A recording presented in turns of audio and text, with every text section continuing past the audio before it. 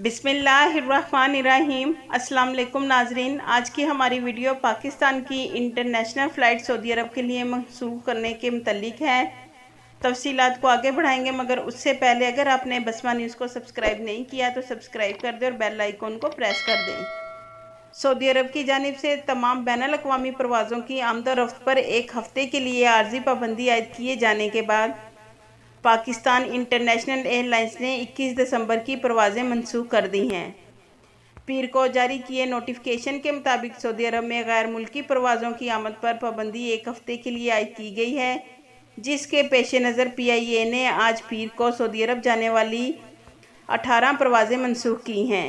Notification के मुताबिक PK 9739 और 9760 मुल्तान जद्दा लाहौर मनसूख कर दी गई है।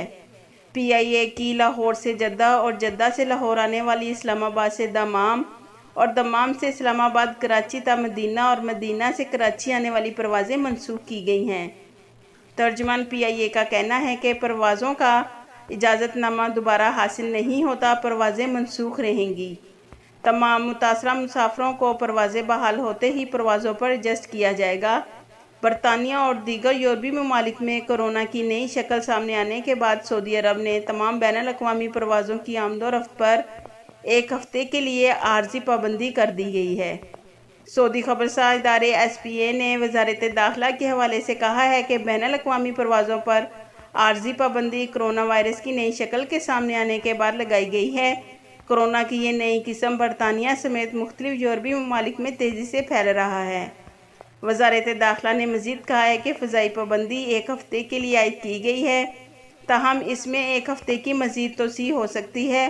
अरब न्यूज़ के मुताबिक मुमलिकत ने तमाम ज़मीनी और समंदरी रास्ते भी बंद कर दिए हैं। यानी कि नाजरीन, आज 21 दिसंबर बरोज़ पीर को जिन मुसाफरों की फ़्लाइट्स मनसूख हुई हैं, वो तमाम लोग जब सऊदी अरब के लिए फ़्लाइट्स बहाल होंगी तो उन सबको फ़्लाइट्स में एडजस्ट किया जाएगा।